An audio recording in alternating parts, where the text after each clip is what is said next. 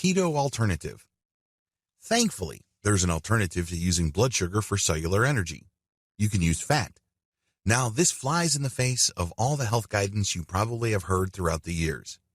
I remember since I was a kid hearing again and again that fat is evil and saturated fat is bad for you. That's all I heard. Health authorities and advisory boards were saying that I should load up on mashed potatoes, rice, vegetables, fruit, so on and so forth. It turns out that it's the other way around. The real health emergency in America and elsewhere is the high amount of sugar, read carbohydrates, in our diets. It's the sugar that's making us sick. It's the sugar that is inflaming us.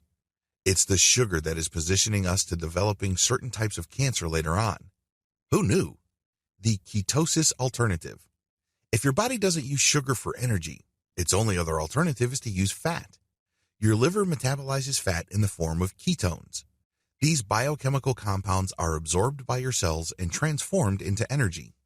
Ketosis explained. Ketosis refers to the biochemical process your body goes through when it starts burning fat for energy. Normally, your body burns sugar in your bloodstream as well as the sugar stored in your liver and muscles. Worst comes to worst, your body would turn protein into sugar courtesy of your liver. When you burn fat for energy, your pancreas does not release insulin since there is no sugar involved. This means that you feel fuller longer. You're no longer eating throughout the day like you would if you were on a standard carbohydrate-rich diet. The reason why a lot of people gain weight is because they can't stop eating throughout the day. This is due to the fact that their insulin peaks and crashes several times during the day. These peaks and crashes trigger your brain to feel hungry. Your body starts sending out hunger signals and you can't help but eat.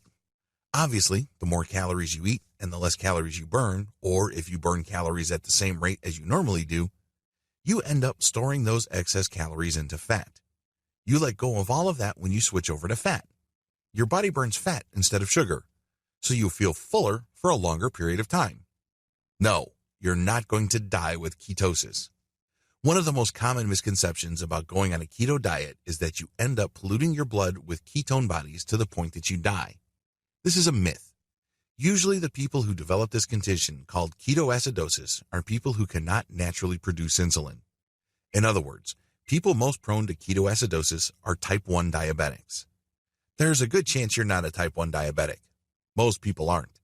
This is why you shouldn't worry about developing ketoacidosis because at some level, your body is still producing insulin.